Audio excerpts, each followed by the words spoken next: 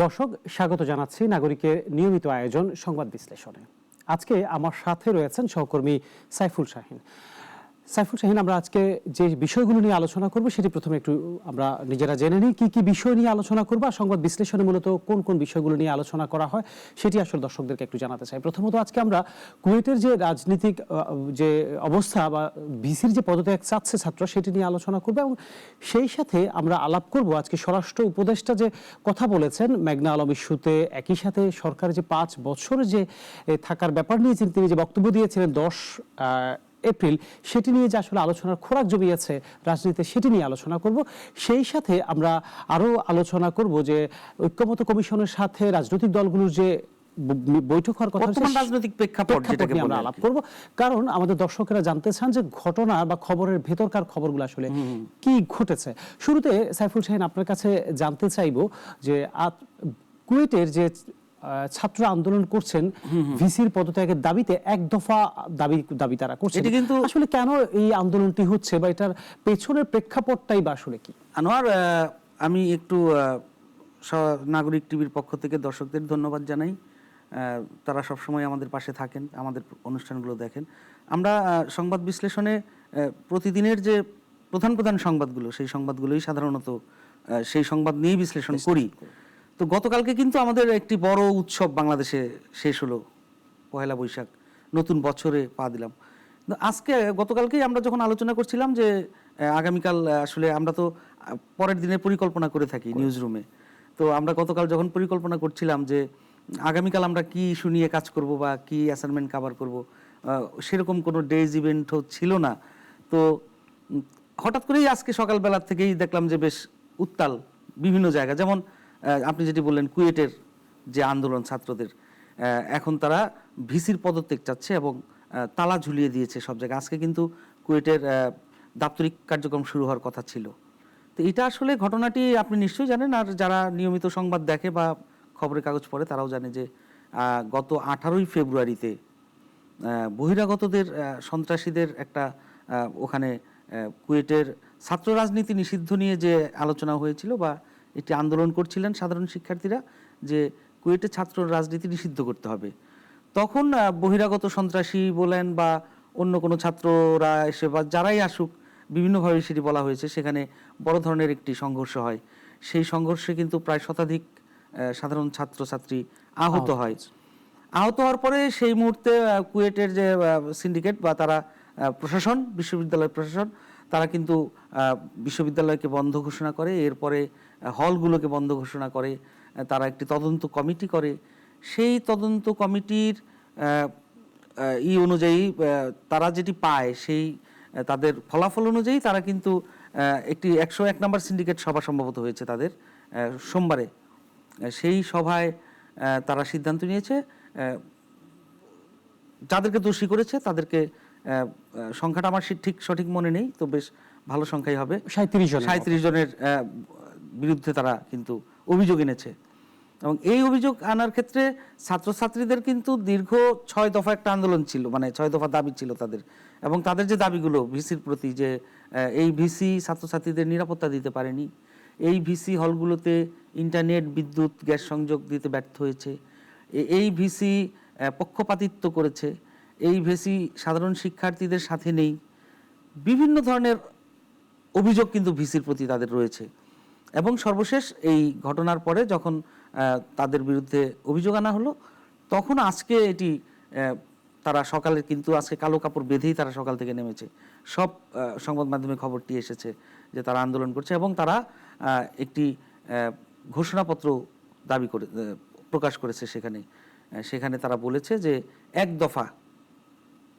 দফা দাবি, সেটা হলো ভিসির পদত্যাগ চায় এবং নতুন ভিসি নিয়োগ দিয়ে সেই ভিসির অধীনে নতুন করে তদন্ত করতে হবে। মূলত কি ছাত্রদের যে বহিষ্কার, যে 37 সেটিকে কেন্দ্র করে কি আসলে এই ভিসির পদত্যাগ দাবি করা হচ্ছে, নাকি আপনি যেটি বললেন যে একটু আগে 6 দফা দাবি ছিল, তাদের বিভিন্ন দফা দাবিগুলো আসলে এই ভিসি পূরণ করতে ব্যর্থ হচ্ছে, তার সমষ্টিগত কারণে কি ভিসির পদত্যাগ, নাকি যে আপনি যে বললেন যে তাদের 101তম সভা হলো, সেই সভায় 37 জনকে আসলে নিষিদ্ধ করলো, সেটির আসলে ফলাফল?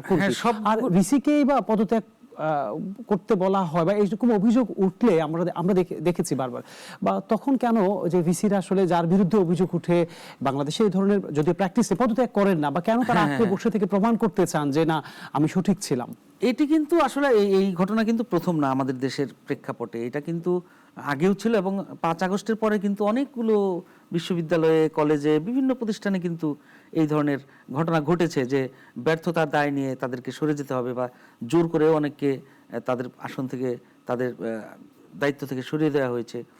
তো হয় কি আসলে একটি বিশ্ববিদ্যালয়ে যে শিক্ষার্থীরা পড়াশোনা করে সেখানকার যে পরিবেশ, সেইখানকার তাদের কিছু দাবি দেওয়া থাকে, অনেক সময় বিশ্ববিদ্যালয় প্রশাসনের সাথে তাদের দাবি দেওয়া একরকম হয় না, মেলে না, বা তারা সব দাবি দেওয়া যে পূরণ হবে সেটিও হয় না। আর বিশেষ করে তাদের যে দাবি ছিল প্রথম থেকে, তারা যে আন্দোলনটি করছিল যে ছাত্র রাজনীতি থাকবে না তাদের ক্যাম্পাসে, এটি কিন্তু হয় অনেক সময়। সাধারণ ছাত্রছাত্রীরা কিন্তু অনেক সময় বিভিন্ন ছাত্র রাজনীতির দ্বারা নির্যাতিত হয়, সেই কারণে পরিবেশ নষ্ট হয় বা তারা ঠিকমতো তাদের ক্যাম্পাসে স্বাধীনভাবে থাকতে পারে না, পড়াশোনা করতে পারে না। তখনই কিন্তু যখন একটি রাজনৈতিক দলের ছাত্র সংগঠন খুবই খারাপভাবে সেই প্রতিষ্ঠানকে বা সেই বিশ্ববিদ্যালয়কে তারা শোষণ করতে চায় বা সেখানে শাসন করতে চায়, তারা বিভিন্ন ধরনের সন্ত্রাসী কার্যক্রম কায়েম করে। অর্থাৎ আমাদের যে উদাহরণ রয়েছে অতীতে সেটি আসলে ঠিক নয় বা ভালো নয় বলে হয়তো বা ছাত্ররা নিষিদ্ধ হোক ক্যাম্পাসে। কিন্তু সাইফুল শাহীন, যারা হচ্ছে আসলে রাজনীতি করতে চায় তাহলে তাদের অধিকার কি খর্ব হয় না? উদাহরণ ভালো নয় বলে হয়তো সাধারণ ছাত্ররা চাচ্ছে।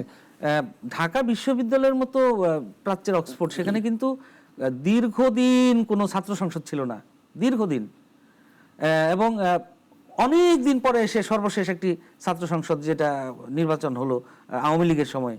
তো আসলে কি তারপরে বুয়েটে যে ঘটনা ঘটলো আবরার হত্যাকাণ্ডের পর, তখন কিন্তু বুয়েটের শিক্ষার্থীরা এই আন্দোলনটি করেছে যে বুয়েটে ছাত্র রাজনীতি নিষিদ্ধ করতে হবে। প্রত্যেকটি রাজনৈতিক দলেরই কিন্তু ছাত্র সংগঠন রয়েছে। তো তারা চায় যে, কারণ ছাত্র রাজনীতি থেকেই রাজনীতিবিদ হয়ে ওঠে একজন রাজনীতিবিদ। তিনি ছাত্র সংগঠন করবে, তারপরে যুব সংগঠন করবে, তারপরে তার দলের কেন্দ্রীয়ভাবে সে রাজনীতি করবে। এটি তো হওয়ার কথা। একটা আজকের যারা এই যে জুলাই আন্দোলন করলো, তারা কারা? তারাও তো ছাত্র। তারা আজকে নতুন রাজনৈতিক দল করলো। তো তারা যদি সেই ছাত্র রাজনীতি না করতে পারতো, তাহলে তো আজকে সে নতুন রাজনৈতিক দল করতে পারতো না। হুট করে তো আর একটা কিছু হয় না। তো এই ছাত্র আন্দোলন, ছাত্র রাজনীতি, এগুলো নিয়ে বরাবরই অনেক ধরনের আলোচনা সমালোচনা রয়েছে। এবং বাংলাদেশের যত বড় বড় আন্দোলন আপনি মনে করেন যে সফল আন্দোলন, সেই সফল আন্দোলনের পেছনের কারিগর কিন্তু ছাত্ররা। এবং ছাত্র আন্দোলনের গুরুত্ব এটি আসলে বিস্তর আলোচনায়, সেটি নিয়ে আলোচনা করলে আর অন্য বিষয় নিয়ে আলোচনা করার সুযোগ আর হবে না। তবে আজকে তো আরো ঘটনা ঘটেছে। হ্যাঁ, আমি সেটাই বলতেছিলাম যে 5 তারিখ পরবর্তী কিন্তু যে এলোমেলো অবস্থা, বিশেষ করে শিক্ষা প্রতিষ্ঠানগুলোতে, আপনি জানেন যে দীর্ঘদিন এই 7 কলেজের যে আন্দোলনগুলো চললো, মানুষজন বিরক্ত হয়ে গেছে। আমার সন্তানও কিন্তু পড়াশোনা করে, অনার্সে পড়ে। আমি নিজেই বিরক্ত, আমার সন্তানও বিরক্ত যে বাবা আমাদের ক্লাস বন্ধ থাকে, আমাদের আন্দোলনে সবাই জানেই না যে কি নিয়ে আন্দোলন করছে, এমনও হয়েছে। তো সে আলোচনা থাক। তো যেটি আপনি বলছিলেন যে সমসাময়িক, আজকে হঠাৎ করেই আমরা সকালবেলা একটি খবর পেলাম যে ঢাকা কলেজ আর সিটি কলেজ শিক্ষার্থীদের মধ্যে ধাওয়া পাল্টা ধাওয়া চলছে। এটিও একটি পুরনো ঘটনা। মাঝে মধ্যেই ওই এলাকায় এই ধাওয়া পাল্টা ধাওয়া চলে। আজকে সম্ভবত পুলিশের কোনো একজন ঊর্ধ্বতন কর্মকর্তা বলেছেন ঢাকা কলেজ, সিটি কলেজ মারামারির জন্য কোনো কারণ লাগে না, কোনো কারণ লাগে না। এবং আজকে কিন্তু কোনো কারণ এখন পর্যন্ত খুঁজে পায়নি কেউ। এবং সেই পুলিশ কর্মকর্তা বলেছেন যে আল্লাহই জানে যে আসলে কি কারণে এটি হয়েছে। ওই দেখা যায় যে ওই তারা তো পাশাপাশিই থাকে, রাস্তাঘাটে চলতে হয়তো কোনো কথা কাটাকাটি হয়েছে, তুই কোথায়, আমি ঢাকা কলেজ, তুই কোথায়, আমি সিটি কলেজ, এই শুরু কর, ডাক, ওকে ডাক, ওকে ডাক।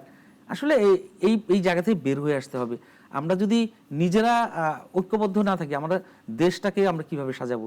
আজকের যারা ছাত্র, সিটি কলেজ, ঢাকা কলেজের ছাত্র, এদের তো অনেক গুরুত্ব। ঢাকার গুরুত্বপূর্ণ 2টি প্রতিষ্ঠান, এবং এই প্রতিষ্ঠানগুলোর গুরুত্ব রয়েছে। তিতুমির কলেজ বলেন, তেজগাঁ কলেজ বলেন, এই যে কলেজগুলো, এই কলেজগুলোর অনেক আগের থেকেই বেশ গুরুত্ব রয়েছে, এখানকার ছাত্র রাজনীতি সবকিছুই। তো তারা যদি হঠাৎ করে সামান্য, এর আগেও আমরা শুনেছি যে কাপড়ের দোকানে কাপড় কিনতে গিয়ে তারা মারামারিতে জড়িয়ে যায়, সেই মারামারি বিশাল আকার ধারণ করে। আজকেও কিন্তু 2জন শিক্ষার্থী আহত হয়েছে। তো আমরা এটি চাই না। আবার দেখেন আরেকটি খবর, রাজশাহীতে যে পলিটেকনিকের যে শিক্ষার্থীরা, তারা কিন্তু একটি আন্দোলন করছে 6 দফা দাবিতে। তাদের সেই আন্দোলনেও একটা যুক্তিকতা রয়েছে। তারা বলছে যে তারা নিগৃহীত, তাদের সঠিক মূল্যায়ন করা হয় না। তাদের যে দাবিগুলো, তারা আলাদা করে একটি কমিশন চায়, বিশ্ববিদ্যালয় চায়, তারা চায় যে যারা পলিটেকনিক থেকে পাশ করছে তাদের ওইভাবে একটা মূল্যায়ন করা হোক সঠিকভাবে। আজকে কিন্তু তারা রাজশাহীতে রেলপথ এবং সড়কপথ অবরোধ করেছে। স্বরাষ্ট্র উপদেষ্টা আজকে কথা বলেছেন সমসাময়িক ইস্যুতে, বিশেষ করে পহেলা বৈশাখকে কেন্দ্র করে আসলে কেমন হয়েছে সেটি নিয়ে সাংবাদিকদের সাথে তিনি সচিবালয়ে কথা বলেছেন। পহেলা বৈশাখ আমরা কিন্তু আনোয়ার, আপনি নিজেও কালকে কভার করেছেন পহেলা বৈশাখের অনুষ্ঠানগুলো। আমরা সারাদিনই ব্যস্ত ছিলাম যারা সংবাদকর্মী। পহেলা বৈশাখ নিয়ে কিন্তু বেশ কিছু বিতর্ক ছিল এবারের পহেলা বৈশাখ নিয়ে। প্রতি বছরই থাকে এবং একটা বড় আয়োজন নিয়ে বিতর্ক থাকাটা ভালো। আমি মনে করি যে বিতর্ক থাকলে সেটির ভিতর থেকে ভালো কিছু বের হয়ে আসে বা আলোচনা সমালোচনা অবশ্যই থাকা উচিত। তো এবারের পহেলা বৈশাখ নিয়ে যে বিতর্ক ছিল, বেশ কিছু অনাকাঙ্ক্ষিত ঘটনাও ঘটেছে। কিন্তু সাইফুল শাহীন, সেটি কিন্তু সরকার অর্থাৎ অন্তর্বর্তীকালীন সরকার সুন্দরভাবে, আমি যদি ভুল না করি আর কি, সেটি ট্যাকেল দিতে সক্ষম হয়েছে। সেটাই আমি বলছিলাম, শেষ পর্যন্ত মানে সবাই মতামত দিচ্ছিলেন যে অন্তর্বর্তীকালীন সরকার যেটি চেয়েছিলেন সেটিতে আসলে তারা সফল হয়েছেন এবং সেটি আমরাও সাধুবাদ জানাই যে পয়লা বৈশাখের পরিপূর্ণ আয়োজন সারা বাংলাদেশ জুড়েই। তেমন কোনো আমরা দুর্ঘটনার খবর শুনিনি বা কোনো মেসাগারের খবরও শুনিনি, কোনো অনাকাঙ্ক্ষিত ঘটনারও। অনেকে কিন্তু বলছিলেন সামাজিক যোগাযোগ মাধ্যমে যে অন্যান্য বছর বলা হতো 5টার মধ্যে শেষ করতে হবে, নিরাপত্তা নিয়ে বিভিন্ন ধরনের হাকডাক ছিল।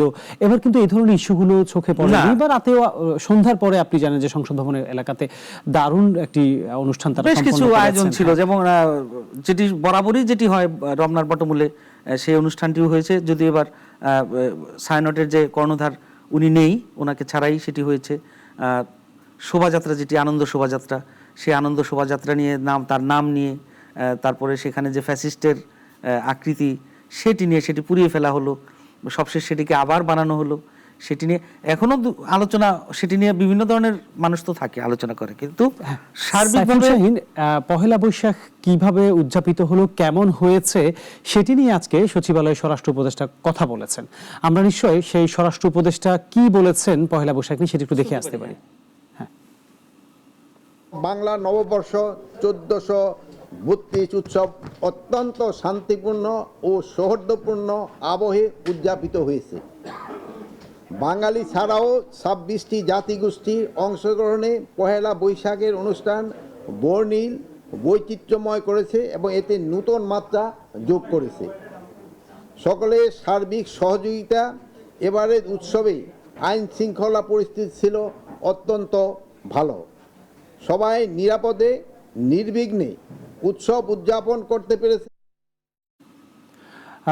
দর্শক, এই একই অনুষ্ঠানে মেঘনা আলমের গ্রেপ্তার প্রসঙ্গে কথা বলেছেন প্রধান উপদেষ্টার বিশেষ সহকারী খোদাবক্স সাইফুল শাহীন। আমরা সেই যে খোদাবক্স মেঘনা আলমের গ্রেপ্তার প্রসঙ্গে যেটি বলেছেন সেটিও নিশ্চয় দর্শকদেরকে দেখানো দরকার, যে আসলে যেটি এটি নিয়ে অনেক বেশি আলোচনা হচ্ছে। মেঘনা আলমের গ্রেপ্তার প্রক্রিয়া নিয়ে এর আগে আইন উপদেষ্টা কথা বলেছিলেন, তিনি বলেছেন আসলে যে আটক যে প্রক্রিয়ার মধ্য দিয়েছে সেটি আসলে যথাযথ হয়নি। কিন্তু আজকে খোদাবক্স অর্থাৎ প্রধান উপদেষ্টার বিশেষ সহকারী বলেছেন আসলে কেন আইন উপদেষ্টা এটি বলেছেন সেটি আসলে তিনি জানেন না, যে গ্রেপ্তারের যে প্রক্রিয়া সেটি তারা অনুসরণ করেছেন, যে বিশেষ ক্ষমতা বলে যে গ্রেপ্তার, তিনি বলেছেন যে সেটি আগেও এই ধরনের ঘটনা ঘটেছে, আইনের প্রয়োগ আসলে আগেও হয়েছে। তাহলে দর্শক, আমরা দেখে আসতে পারি যে যেটি এখন মডেল মেঘনা আলমকে গ্রেপ্তার নিয়ে সামাজিক যোগাযোগ মাধ্যম দেশে নানা আলোচনা হচ্ছে, সেটি নিয়ে আসলে আজকে প্রধান উপদেষ্টার বিশেষ সহকারী খোদাবক্স কি বলেছেন সেটি একটু দেখে আসি। এই আইন তো ব্যবহার হচ্ছে, এই আইন যে ব্যবহার হচ্ছে না তা তো না, এই একটা ক্ষেত্রেই তো আইনটা ব্যবহার হচ্ছে তা তো না, এটা বেআইনি কাজ তো না। এখন আপনি যদি বলেন যে নির্দিষ্ট এই ক্ষেত্রে কেন কি হয়েছে, এটা তো মামলার একটা ঘটনা ঘটেছে, এটা একটা অভিযোগ আসছে, এটা নিয়ে একটা কাজ হচ্ছে, এটা নিয়ে হাইকোর্টে গেছে, আপনারা নিজেরাও রিপোর্ট করেছেন। তো হাইকোর্টে গেলেই তো এটা বিচারাধীন ইস্যু, সাবজুডিস ম্যাটারে তো কথা বলা ঠিক হবে না। আমরা দেখি কি আসে ওখান থেকে। তবে একটা জিনিস নিশ্চিত, যে প্রচলিত আইনেই ব্যবস্থাটা নেওয়া হয়েছে, এখানে কারোর প্রতি বেআইনি কোনো আচরণ করা হয়নি এবং হাইকোর্টে যে এটা নিয়ে বিচার চাচ্ছে সেটাও আমরা জবাব দেব। সাইফুল শাহীন, আমরা শুনছিলাম প্রধান উপদেষ্টা বিশেষ সহকারী মেঘনা আলমকে নিয়ে আসলে কি বলেছেন সেটি শুনছিলাম। এই ইস্যুতে কিন্তু আরো প্রশ্ন এসেছে। আপনি তো আজকে সচিবালয়ে ছিলেন, স্বরাষ্ট্র উপদেষ্টা কিন্তু সেটি নিয়েও কথা বলেছেন যে ডিবি প্রধানকে যে সরিয়ে দেয়া, সেটি নিয়েও সাধারণ মানুষ প্রশ্ন করেছে যে এই ঘটনাকে কেন্দ্র করেই কি ডিবি প্রধানকে সরিয়ে দেওয়া হয়েছে তিনি কিনা। কিন্তু অস্বীকৃতি কি জানিয়েছেন। বলেছেন? সাইফুল শাহীন, স্বরাষ্ট্র উপদেষ্টা প্রথমে বলেছেন যে আসলে পরিবর্তন মূলত এটি একটি রুটিন ওয়ার্ক প্রক্রিয়া, এটি একটি প্রক্রিয়ার মধ্য দিয়ে যাবে, কেউ আসবে, নতুন কেউ আসবে, এটি হচ্ছে। তিনি আসলে একেবারে স্পষ্ট করে বলেছেন মেঘনা আলম ইস্যুতে ডিবি প্রধানকে সরিয়ে দেওয়া হয়নি, এটি একটি ব্যাপার। আরেকটি ব্যাপার খোদাবক্স যেটি মন্তব্য করেছেন, আমি যেটি বলেছেন যে আসলে এটি যেহেতু আদালতের বিষয়, সেহেতু তিনি আর আসলে এটি নিয়ে খুব বেশি কথা বলতে চাননি। আমরা যারা ছিলাম তারা বারবার মেঘনা আলমের ইস্যুটি নিয়ে প্রশ্ন করছিলাম, তারা বারবার চেষ্টা করছেন। আমাদের কাছে যেটি মনে হয়েছে যে খুব বিরক্তি প্রকাশ করছেন যে ইস্যুটা কিভাবে আসলে অ্যাভয়েড করা যায় বা এটা নিয়ে আসলে কম কথা বলা যায়, ওনারা চাননি। তারপরে বলেছেন যে একটি ব্যাপার খেয়াল করেন, আইন উপদেষ্টা বলেছেন আটক প্রক্রিয়াটি আসলে ঠিক হয়নি, যথাযথ হয়নি, এই প্রক্রিয়া তাকে আটক না করলেও পারতেন। দর্শকদেরকে একটু জানিয়ে রাখা উচিত যে মেঘনা আলমকে যখন গ্রেপ্তার করা হয় তিনি 12 মিনিটে একটি ফেসবুক লাইভে এসেছিলেন, অর্থাৎ বসুন্ধরা তার বাসা থেকে। তিনি সেখানে অভিযোগ করেছিলেন যে তার দরজা ভেঙে কেউ, অর্থাৎ আইন শৃঙ্খলা বাহিনীর কেউ তাকে আটক করতে আসছেন। এটি সেই ফেসবুক লাইভটি এখন আর নেই, যদিও সেটির পরপরে সামাজিক যোগাযোগ মাধ্যমে নানাভাবে ছড়িয়ে গেছে সেই বক্তব্যটি। এখন তার ওই সোশ্যাল মিডিয়াতে সেটি তার ওয়ালে না থাকলেও, এই যে গ্রেপ্তারের প্রক্রিয়াটি এটি কেন হলো, তার নির্দিষ্ট অভিযোগের ভিত্তিতে তাকে আটক করা যেত, এটি সামাজিক যোগাযোগ মাধ্যম বা নেটিজেনরা এবং যারা গুরুত্বপূর্ণ স্টেক হোল্ডার তারা সবাই আলোচনা করছিল। তার প্রেক্ষাপটে আইন উপদেষ্টা বলেছেন যে আসলে এই প্রক্রিয়াটি সঠিক হয়নি, তবে তার বিরুদ্ধে অভিযোগ আছে।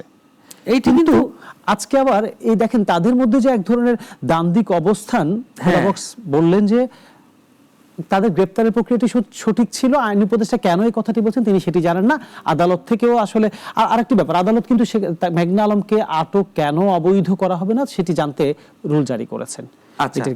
তার মানে তো সেটি ঠিকই আছে যেটি খোদাবক্স বলেছেন যে আইনি ভাবেই তাকে গ্রেপ্তার করা হয়েছে, আর আইন উপদেষ্টা বলেছেন যে এটি ঠিক হয়নি। দেখেন বাংলাদেশে কিন্তু কাউকে আটক করার ঘটনা এটি প্রথম না, কত ঘটনাই ঘটেছে আটক করার।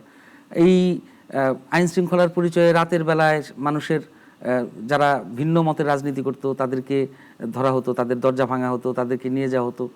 এগুলো নিয়ে আসলে প্রশ্ন করার কিছুই ছিল না। এখন হয়তো এখন পরিবর্তিত পরিস্থিতিতে আরেকটি যেটি গুরুত্বপূর্ণ ইস্যু, যে স্বরাষ্ট্র মন্ত্রীর যে আইন শৃঙ্খলা, তিনি বলেছেন যে সাধারণ মানুষ বলছে আইন শৃঙ্খলা পরিস্থিতি অনেক ভালো, সরকারের মেয়াদ 5 বছর থাকতে হবে। এই ব্যাপারটি নিয়ে সচিবালয়ে স্বরাষ্ট্র উপদেষ্টা কথা বলেছেন, আমরা নিশ্চয়ই সেটি দেখে আসবো। হ্যাঁ, সেটি দেখে আসতে পারি। দর্শক, স্বরাষ্ট্র উপদেষ্টা একই অনুষ্ঠানে তার দেয়া বক্তব্য নিয়ে, অর্থাৎ 10 এপ্রিল যে বক্তব্য তিনি দিয়েছিলেন, মানুষজন বলছেন যে আইন শৃঙ্খলা পরিস্থিতি ভালো, তাদেরকে আরো 5 বছর ক্ষমতায় দেখতে চায়, সেটি নিয়ে রাজনীতিতে আলোচনার খোরাক জুগিয়েছে। নানাজন নানাভাবে আলোচনা করছেন, সেটি আসলে কি বলেছিলেন আজকে, তার ব্যাখ্যা বা তিনি কি দিয়েছেন সেটা আমরা একটু দেখে আসি। আমি তো বলি নাই, এটা জনগণ বলছে, আমি তো কিছুই বলি নাই। ওখানে আপনার সাংবাদিকরা ছিল, এরা শুনছে, এরা বলছে, আমি তো কিছুই বলি নাই। আপনারা ওইটা বলছেন যে আমি বলছি, আমি কিন্তু ভাই কিছু বলি নাই। না, আমাদের তো ক্ষেত্রে তো সরকার তো বলেই দিছে যে আমাদের উপদেষ্টা তো চিফ ডিসেম্বর থেকে ইসের ভিতরে বলেই তো দিছে, ডিসেম্বর থেকে জুনের ভিতরে। আমার ওই তো ওইটার বলার কোনো প্রশ্নই ওঠে না। হ্যাঁ, সাইফুল শাহীন, স্বরাষ্ট্র উপদেষ্টার বক্তব্য নিশ্চয় আপনি শুনেছেন, তিনি সেখানে বলার চেষ্টা করেছেন আমি কিছু বলিনি, জনগণই সেই কথাটি বলেছে, জনগণের কথাই আমি বলেছি। এটাই আসলে কি আমার আপনার এই বক্তব্যটা শুনে কি মনে হচ্ছে স্বরাষ্ট্র উপদেষ্টা পিছিয়ে যাচ্ছে, নাকি আসলে তার জায়গায় এখনো ঠিক আছে, যে জনগণ বলেছে যে আসলে স্বরাষ্ট্র উপদেষ্টা তো আসলে এটা বলতে পারে না যে সে 5 বছর ক্ষমতায় থাকবে, এটি তো তার বলার ইখতিয়ার নেই। তিনি জনগণের বরাত দিচ্ছেন। জনগণের বরাত কেন দিচ্ছেন দেখেন, আপনার নিশ্চয়ই মনে আছে ঈদের দিন যখন প্রধান উপদেষ্টা নামাজ পড়লেন জাতীয় ঈদগাতে, তখন কিন্তু অনেক সামাজিক যোগাযোগ মাধ্যম থেকে, গণমাধ্যমগুলোতে খবর আসলো যে উনি যখন সবার সাথে কুশল বিনিময় করছেন, পেছন থেকে মানুষ 5 বছর 5 বছর বলে স্লোগান দিচ্ছিলেন। এবং এরপর থেকে বিভিন্ন সামাজিক, এখন তো গণমাধ্যম মেইন স্ট্রিমের গণমাধ্যমের চাইতে সামাজিক যোগাযোগ মাধ্যমে মানুষ বেশি নতুন নতুন খবর পায় এবং সেগুলো ছড়ায় বেশি। এগুলো নিয়ে কিন্তু আলোচনা হচ্ছে, যে একটা বিষয় নিয়ে আলোচনা হয় যে ওই যে কেউ বলতো যে আগেই ভালো ছিলাম, এখন কেমন আছি, এখন বলতেছে যে না, ডক্টর ইউনূস সাহেব ভালো, উনি থাকুক কিছুদিন, 5 বছর এরকমও না, কিছুদিন থাকুক। আবার মানুষ তো চায় নির্বাচন আসুক, সবকিছুরই তো একটা নিয়ম রয়েছে, আইন রয়েছে, সংবিধান রয়েছে। তো বাংলাদেশ তো সংবিধানের বাইরে নয়। একটি আন্দোলনের মাধ্যমে দেশে নতুন একটি সরকার, অন্তর্বর্তীকালীন সরকার এসেছে, তারা একটি নির্দিষ্ট সময়ের মধ্যে নির্বাচন দিবে, সেই নির্বাচনে জনগণের ম্যান্ডেট নিয়ে একটি সরকার আসবে, এটি আমাদের সিস্টেম, আমাদের সংবিধান। তো সেটিই হবে। উপদেষ্টা পরিষদ বা প্রধান উপদেষ্টাও সেটি বলেছেন, নির্বাচন কমিশনও বারবার বলছে যে তারা সেভাবেই প্রস্তুতি নিচ্ছে, রাজনৈতিক দলগুলোও সেটি বলছে যে তারা চায় যে নির্বাচন হোক, এবং সেটি সংস্কার আর নির্বাচন নিয়ে একটি যখন দোলাচলের মধ্যে একটি আলোচনা চলছে, তখন হচ্ছে যে কিছু মানুষ এটিকে নিয়ে কথা বলছে যে নির্বাচন হবে কি হবে না, আরও কিছুদিন থাকুক এই সরকার। আরও কিছুদিন থাকুক মানে কি? এটি তো 5 বছর থাকার জন্য এই সরকার না, এই সরকার 5 বছর কেন থাকবে? এটি তো কথা না, এটা তো অন্তর্বর্তীকালীন একটা সরকার। তারা একটা নির্দিষ্ট সময় দেশের যে পরিস্থিতি, একটা পর্যায় থেকে পরিবর্তিত পরিস্থিতি, তারা একটা নিয়মের মধ্যে তারা সবকিছু স্থিতিশীল হওয়ার পাশাপাশি একটা নির্বাচন অনুষ্ঠান দিবে, এটাই তো তাদের দায়িত্ব। এমনটাই কথা থাকে। সাইফুল শাহীন, আপনি বলছিলেন যে অন্তর্বর্তীকালীন সরকারের প্রধানও বলছিলেন যে নির্দিষ্ট সময়ের মধ্যে নির্বাচন হবে, ডিসেম্বর থেকে সেটি হতে পারে জুন পর্যন্ত সময়। এর মধ্যে আসলে এটি নিয়ে বিতর্ক চলছে, রাজনীতিবিদরাও সে বিতর্কে অংশ নিচ্ছেন, তারাও বিভিন্ন ধরনের আলাপ আলোচনা করছে। রাজনৈতিক প্রেক্ষাপট আসলে কি, যেহেতু নির্বাচন নিয়ে আলোচনা সমালোচনা সবই হচ্ছে, সেই প্রেক্ষাপট আমরা আলাপ করবো। আপনি নিশ্চয় জানেন যে আগামীকালকে প্রধান উপদেষ্টার সাথে রাজনৈতিক দলগুলো সংলাপ হতে যাচ্ছে। আরেকটি ব্যাপার একটু মনে করে দিতে চাই, গতকালকেই সম্ভবত বিএনপির শীর্ষস্থানীয় একজন রাজনীতিবিদ সালেউদ্দিন আহমেদ তিনি বলেছেন যে আপনারা যে অনির্বাচিত, বারবার সেটি আপনাদেরকে স্মরণ করিয়ে দিতে চাই। নিশ্চয় আপনি জানেন এটি এবং একই সাথে আগামীকালকে সংলাপে বসছে। হ্যাঁ, আবার একই সাথে আপনি জানেন যে অন্তর্বর্তীকালীন সরকারের প্রধান যখন বলছেন যে জুনের মধ্যে নির্বাচন হবে, ডিসেম্বর থেকে জুনের মধ্যে, তখন আবার আরেকটি বিতর্ক উঠছে যে 5 বছর পর্যন্ত কেন নয়। তাহলে যে সংলাপে বিএনপি কোন কোন বিষয়গুলো নিয়ে মূলত প্রাধান্য দিতে চায় বলে আপনার মনে হয়? সংলাপ বলতে কি, প্রধান উপদেষ্টার সাথে তো রাজনৈতিক দলগুলোর আলোচনা হবেই, এবং আগামীকাল বিএনপি প্রধান উপদেষ্টার সাথে আলোচনা করবে। তারপরের দিন 17 তারিখে কিন্তু তারা ঐকমত্য কমিশনের সাথে বসবে। ঐকমত্য কমিশন অলরেডি আজকে থেকে শুরু করেছে। আজকে একটি রাজনৈতিক দল কিন্তু ঐকমত্য কমিশনের সাথে বৈঠক করেছে, এবং সেই বৈঠক শেষে ঐকমত্য কমিশনের যে সহসভাপতি আলী রিয়াজ, উনি কিন্তু বলেছেন যে সব রাজনৈতিক দলই সংস্কারের পক্ষে, এবং একটি ভালো সংস্কার অবস্থানে গিয়েই একটা ঐক্যমত তৈরি করেই কিন্তু সামনের দিকে এগিয়ে যাওয়া সম্ভব হবে, এবং নির্বাচনও দেওয়া সম্ভব হবে। এবং তিনি আরেকটি কথা বলেছেন যে জুলাই পর্যন্ত এই কমিশনের সময়, এবং জুনের মাঝামাঝির মধ্যে তারা সবকিছু সবার সাথে কথা বলে একটি পর্যায়ে যেতে পারবেন। এখন বিএনপির নেতারা যেটি বলছেন, বিএনপি এখন আপনি যদি রাজনৈতিক দল চিন্তা করেন যে সামনে কারা নির্বাচন করবে, কারা রাজনৈতিক দল আছে, আওয়ামী লীগের তো অবস্থান আপনি জানেন যে নাই এই মুহূর্তে বাংলাদেশে। কোনো ফরম্যাটেই আওয়ামী লীগ আর আসার কোনো সুযোগ নাই, তাদের মাঠেও আসার সুযোগ নাই, তাদের নেতা কর্মীরা সবাই পলাতক। তো তাদেরকে বাদ রেখেই হিসাবটা করতে হবে। তো সেই হিসাব করলে বাংলাদেশে কিন্তু বড় রাজনৈতিক দল বিএনপি স্টেক হোল্ডার, এরপরে জামাত ইসলামী আছে, আর আলোচনায় আরো তো ছোট ছোট দল রয়েছে। আলোচনায় এসেছে এনসিপি, যেটি নতুন ছাত্রদের যে রাজনৈতিক দল।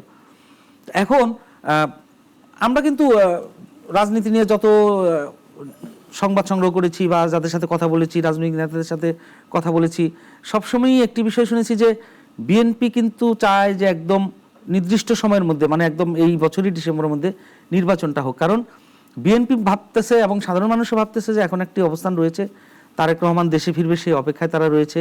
এবং দিন যত যাবে হয় কি যে অনেক অভিযোগও কিন্তু বিএনপি এই পট পরিবর্তনের পরে যে বিভিন্ন জায়গায় চাঁদাবাজির সাথে জড়িত হওয়া, সেগুলো কিন্তু কঠোর হস্তে দমন করেছে বিএনপি। তারেক রহমান সাহেব নিজেও কিন্তু বিভিন্নভাবে সেগুলো দমন করেছেন, এবং এখন তার যে অবস্থান, সেই আগের অবস্থান অনেক পরিবর্তন। তিনি বলেছেন সাধারণ মানুষের সাথে থেকে ভোটের মাধ্যমে ভোট যাতে পাওয়া যায় সেই আচরণ করে কিন্তু বিএনপিকে আগাতে হবে। তো এটি একটি বিষয় বিএনপি চায়, যে বিএনপির একটি কথা এখন নির্বাচন ছাড়া কোনো কথা নেই। আপনি দেখবেন যে আগামীকাল যে প্রধান উপদেষ্টার সাথে বৈঠক হবে, সেই বৈঠকে প্রধান এজেন্ডাই থাকবে বিএনপির যে নির্বাচন। অর্থাৎ বিএনপি তো বলছে ডিসেম্বরের মধ্যেই নির্বাচন, সেটাই। এবং 1-2 মাস এদিক সেদিক হলে সেটি যদি প্রয়োজন মনে করে, সেটি যদি ঐক্যমতের ভিত্তিতে হয়, সেটি যদি পরশুদিন যে ঐক্যমত কমিশনের সাথে তাদের বৈঠক, সেই কমিশনে তো সমস্ত যে সংস্কার কমিশনের রিপোর্ট এসেছে, সেই রিপোর্টের প্রেক্ষিতে কিন্তু দলগুলোও তাদের মতামত দিয়েছে। সেই মতামতের প্রেক্ষিতে কিন্তু সবার ঐক্যমতের ভিত্তিতেই বিষয়গুলো কিন্তু নির্ধারণ করা হবে। তো তখন যদি 1-2 মাস এদিক সেদিক করতে হয়, আমার ধারণা যে বিএনপি সেটিও একদম আন্দোলন করেই যে ডিসেম্বরে করতে হবে সেরকম কিছু না। 1-2 মাস, এত দিন যদি হয়ে থাকে 1-2 মাসের জন্য আর কি হবে, সেটি একটি বিষয়।